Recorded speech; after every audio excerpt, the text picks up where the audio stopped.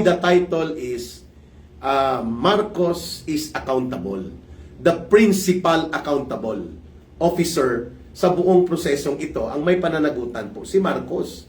Kasi ang mga pagpandaraya, paninindikato sa budget, ang mga pagpapalusot ng mga illegal na ito, kung ginagawa ni Marcos at ng kanyang mga tauhan na ang mamahal ng sahod, ang kanilang trabaho, hindi po ito mangyayari. 4 years na 2022, GAA, na pinirmahan niya for 2025, for 2023, 2022, 23, 24, 25, 4 na beses na po mag-aapat na beses nang pipirma si Marcos ng General Appropriations Act, mga kababayan. Ngayon pa lang siya nahimasmasan na dinadaya at ginagawang sindikato ang mga budget. Ito sinabi mismo ni Senator Mig Zubiri, sabi niya, alam niyo po, tama si Congressman Toby Chanco ng kanyang ibinulgar na may small committee. May mga ngatay at mga matador, no? Ang tawag diyan matador. Mga tirador sa pagkatay ng pundo. May mga matador-tirador na small committee ang tawag, na parang powerful pa sa buong Kongreso, which is illegal. And yan po ay criminal. The power to review and approve or make amendments doon po sa proposed budget is the plenary power of Congress, not the small committee. Itong small committee na mga matadores at mga ngatay ni Romualdez, isang pangalan lumalabas diyan, sila Saldico, no? At dapat nga i-explain ito ni Toby Chanco sino pa. Kasi pagkatapos po ng mga second reading doon sa mga budget ng iba't ibang agencies, ang small committee nagsasagawa ng insertions ng illegal at palulusutin na lang sa third reading sa plenary nang hindi na natatalakay. Karen Ann, thank you sa pagpapakulay. Malaking tulong po yan, talaga. We appreciate, no? And then also, mga kababayan, gusto ko pong ma-emphasize ito sa inyo, no? Na pagdating sa BICAM tuloy, no? The Bicameral Committee Conference, ito po yung maliit na komitiba representing mga congressman galing sa House of Representatives at mga senador. Then magtitipon po sila with their technical staff at i-reconcile po nila ang version ng isang batas, including the budget bill na ipopropose at isasubmit nila as an enrolled bill. Ibig sabihin, ayos na. Sa kwento po dyan sa mga hardware, hitso-diretso, o kaya sa mga tailoring, ayos na. No? Ayos na ang, thank you Karen Ann sa pagpapakulay. So, ang BICAM supposedly is a reconciling, technical processing. Pero hindi po sila pwedeng mag-overturn ng mga budget. Subalit itong small committee, mas lalo pa pong mas makapangyarihan ito sa BICAM na pinapalusutan po nila ang proseso ng budget at dinadaya. Sinisindikato, for example, ang isang distrito, no, binabanggit ni Congressman Toby Chanco, congressional district, may ron siyang proposal na 1.8 billion pesos na mga proyekto, allocation para sa kanyang district, na ipasok yun sa NEP, doon sa galing sa executive side. Pagpasok sa Kongreso, nang minaniobra na po at kinatay-katay na, biglang naging 20 billion. Either alam din yan ng kongresista na yon, o hindi niya alam, pinasukan lang, at saka sa kinausap, pare, mayroon ka dong 20 billion, ang 2 billion or 3 billion, for example, sa'yo na, ang 17 billion kami mag-implement. E di tuwang-tuwa ka. If that is the case, paano kung siya mismo pala ang nagdaya din? Kasabwat ang committee. Sasabihin niya sa small committee na ito na walang poder talaga gawin yan, illegal yan, unconstitutional, criminal yan. Pare, palusutin niyo 20 billion. Hati tayo. Ang 10 billion kayo mag-implement, bahala na kayo. Maging 10 billion ang district budget ko for the budget para sa ganitong program. Pwede palang mangyari yon at the back of those who have the plenary powers na dapat tinatalakayan. Bawal po yun. Yun pala ang naging kalakaran sa time ni Martin Romualdez. At yan, nandyan ang anak ni Marcos si Sandro Marcos. So imposible na hindi niya ito nararanasan o hindi nila ito ginagawa. Ibig sabihin, Marcos is aware of this. At hindi pwedeng hindi maibulong ito sa kanya. Because according kay Congressman Toby Chanco, sinabihan na siya na may mga nangyayaring ganito, and even the Vice President herself was able to say at diniklara po niya na sinabi niya na ang nagko-control at nagmamaniobra sa mga budget sa buong Pilipinas, dalawang tao lang, si Martin Tambaloslos at si Saldico Dracula. Wow! Yun po ay public statement from the Vice President.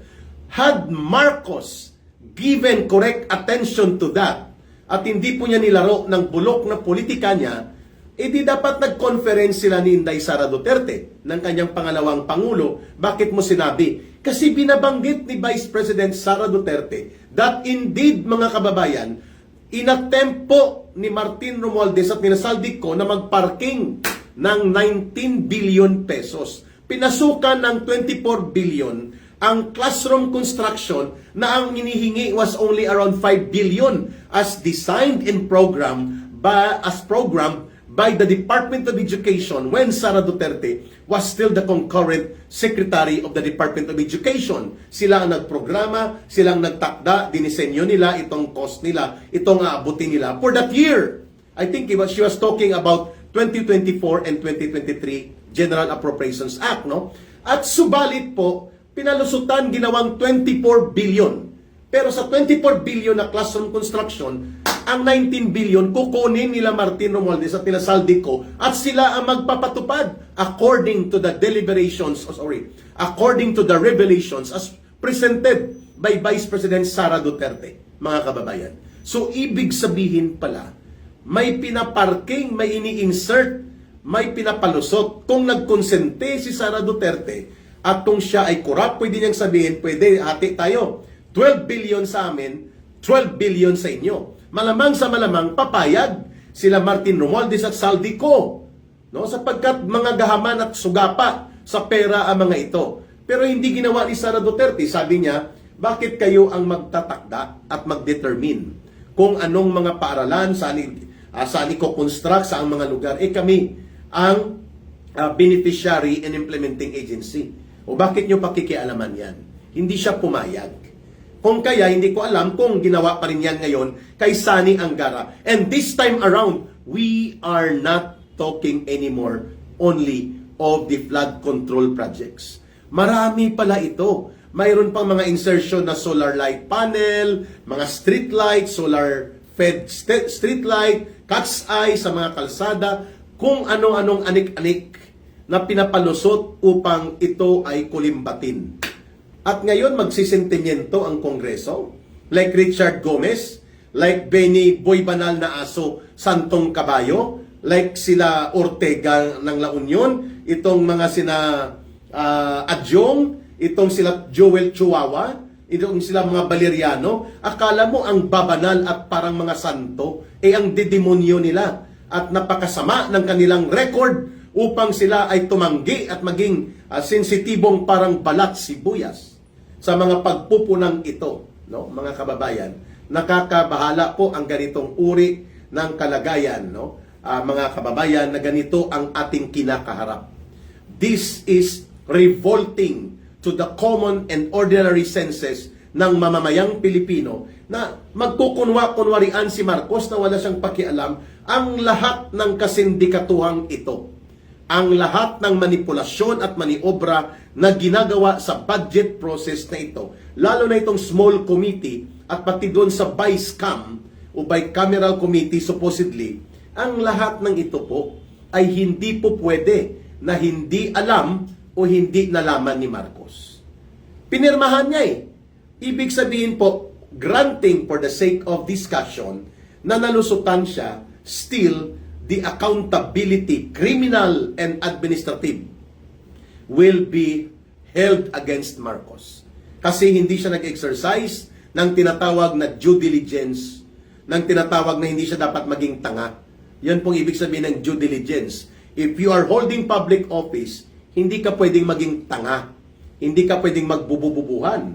You have to maintain sharp mind, clear decision making, so that your options of having prerogative and discretion will be exercised in favor of the welfare and the interest of the people. Na hindi ka magiging tauhan o instrumento ng kabulastugan kagaya ng nangyari sa tatlong budget bills na ginawa niyang batas. Kapag GAA po, batas na yon. General Appropriations Act. Kaya nga batas na siya. So pwede, wala ka nang magagawa ngayon kasi you have to again, kapag pinatigil mo ito or may gusto kang baguhin pag pinirmahan as batas and it became full operational, you have to undergo the process of amendment. Sa Congress ka ulit tatakbo. Yan pong hirap, yan kapag naging batas na ang budget bill at naging GAA na siya. Kaya, ito pong isa pang congressional district na binabanggit ni Congressman Toby Chanco, hindi pa niya binanggit ng kompleto ang pangalan eh. Sabi niya, baka daw hindi alam, o ba't ka pa nag-aalangan, pinangalanan mo na. Ang kanyang allocation, 2 billion, no? Isang district. Siguro mga proyekto yon, infra project. Pagdating po sa bill na ipapasa kay Marcos at naaprubahan na, naging biglang 21 billion. An increase of more than 18 billion. Sino ang nagpalusot? Saan kinuha ang mga pinalusot? Sino ang tinanggalan? Ayun. Imantakin mo itong nagbabanal-banalan na mga kongresistang ito, may kaluluwa sila para sabihin nila na nasasaktan sila ng sweeping accusations daw na ginagawa ni Mayor Magalong at ng iba pang mga nagkikriticize ngayon sa naging papel ng slaughterhouse ni Martin Romualdez kung paano nila kinatay, binaldado at ginawang sindikato ang mga budget sa Pilipinas upang mapadali ang kanilang pandarambong at pangungulimbat sa pundo at kaban ng bayan. My goodness, di ba zero budget nila ang PhilHealth? O, sa PhilHealth ayaw niyong punduhan na mas madadagdagan ang mga pangangailangang suportahan ang nagkakasakit na mga kababayan natin na nanggagaling sa mahihirap na pamilyang Pilipino, which is supposedly, yan ang mandato ng ipinasa ang batas sa panahon ni Pangulong Rodrigo Duterte na Universal Health Care at Universal Education Guarantee Act, mga kababayan.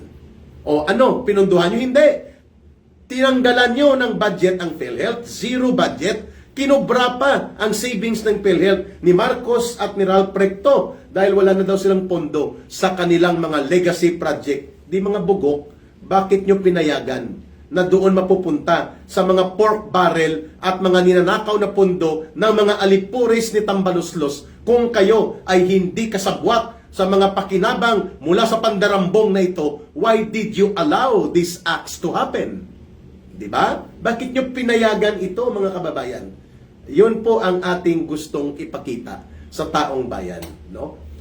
Ito pa, mga kababayan, maliban sa pagtanggal nila ng budget ng PhilHealth noong 2025 GAA, ngayon naman po, tinanggalan din nila noon, kasabay doon, 65 billion pesos na budget po para sa mga computer needs and other learning materials na kailangan ng mga pampublikong paaralan para po sa milyong-milyong kabataang nag-aaral ng elementary at high school sa mga pampublikong paaralan ng ating bansa, including sana ang pag-provide ng additional free Wi-Fi or internet connection support para makapag-aral at makagamit ng teknolohiya sa impormasyon ang mga kabataang mahihirap na nag-aaral sa pampublikong mga paaralan. Tinanggalan po ito lahat ng 65 billion pesos at naghuhumiyaw na 160,000 ang classroom shortage sa buong education sector natin. My goodness.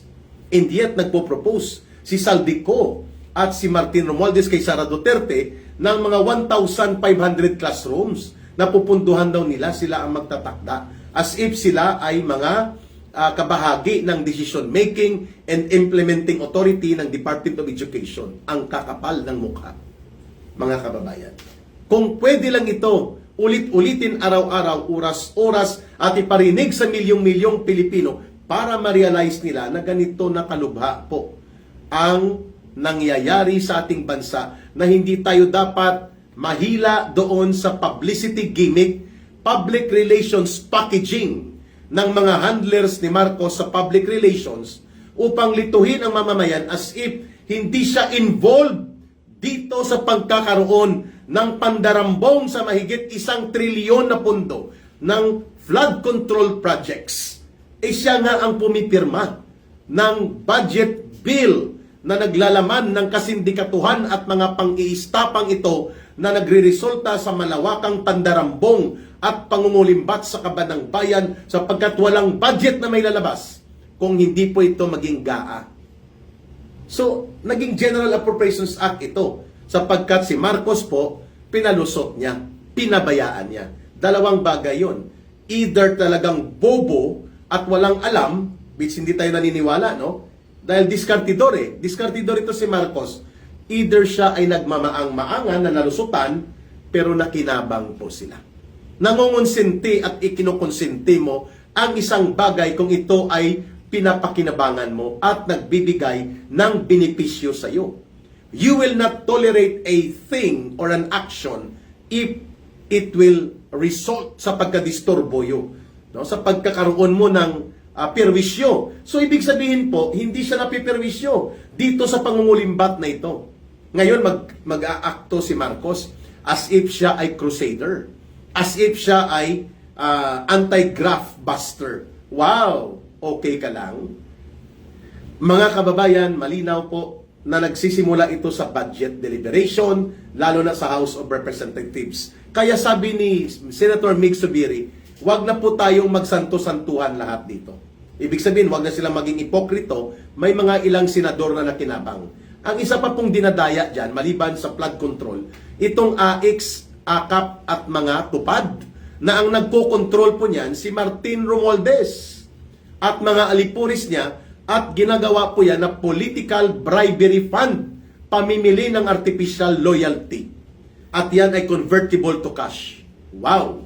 At pagdating po sa mga insertions na yan, ang sabi ni Congressman Toby Chanco, once Congress approved the budget, ang execution of the budget should be the authority of the executive department, the executive branch. Meaning, bahala na si Marcos at mga agencies of government to implement. Pero hindi. Nagugulat na lang ang DPWH na mayroon silang tag 200 billion, 300 billion na mga programa na hindi na mga pondo pala na hindi nila pinograma. Pero dahil yun ay nakapasok na sa General Appropriations Act, obligado silang ito ay ipatupad na. At siyempre, pagdating sa ibaba, kinakatay at pinagkakapirahan din ng mga regional directors, ng mga district engineers, at ng mga tauhan nila. Kaya nga sa sobrang katay at sa sobrang kagarapalan ng pagkaswapang, natitira na lang sa project 30%, 40%. Ang malala, walang project, pero may delivery of payment. Kagaya sa Bulacan, the only words na maririnig mo kay Marcos, sabi niya, I am angry. So what? Angry. Hindi, kasuhan mo. Iparelieve mo ang buong DPWH, tanggalin mo dyan sa Bulacan silang lahat, tanggalin mo rin si Bunuan at maglagay ka ng OIC. And then lagyan mo ng abogado na mag-file ng mga kaso, katuwang ang ombudsman dito sa mga involved. That should be done. Huwag ka nang mag-style na I am angry. Your words are cheap. Walang epekto po yun sa taong bayan kung ganyan lang po ang gagawin ni Marcos. We need to call him out. You need to do better. Kung gusto mong ipakita na nirireforma mo talaga ng totoo at seryoso ang nangyayari sa ating bansa. No? Mayong aga ka, Eric, watching from Iloilo City. Halong permi, sabi ni Cheryl Rose VA. Joselito Flores, ayun. Sana po nakuha nyo ang puntong idinidirekta ni ka, Eric. Marcos right now is doing, ang tawag po dyan sa taktika na yan, information management. Binabahig niya ang sitwasyon. Kunwari ay pinapaimbestigahan niya, nagagalit siya sa flood control projects. But we are only on the tip of the iceberg. Kung baga, iceberg talaga ang problema. Doon pa lang tayo sa punto ng tip, sapagkat mas malala pa po ito mga AX, AKAP, tupad. At ito pa, may mga cat's eye pa, yung sa gitna ng kalsada, mga highway, na paggabi ay umiilaw daw yan para hindi makita mo yung lane of the highway. Ay, grabe ang overprice. Ang unit price niyan ay nasa 2,000 plus pesos lang. Magandang quality na. Naku, ang mga average price sa bidding ng DPWH at ipinatupad na sa 11 to 12,000 per unit. Wow! Magkano yon? Mga 10,000 ang overprice. That is more than 1,000% mga kababayan. My goodness. This is terrible mga kababayan. Cat's eye, ha? So kung ilang highway yung nilagyan yan, grabe mga kababayan. Talagang ubos ang pondo natin. Kaya sa ilalim ni Marcos ngayon, for 2026, aabot po sa mahigit 20 billion pesos na. Mahigit 20 trillion pesos ang magiging utang ng Pilipinas. Utang ng ina nila talaga, mga kababayan. Dahil sa pangungulimbat at pangungurakot, hindi dahil sa proyekto. Mantakin mo, our agriculture sector is at the lowest since 15 years ago. Pinakamababa.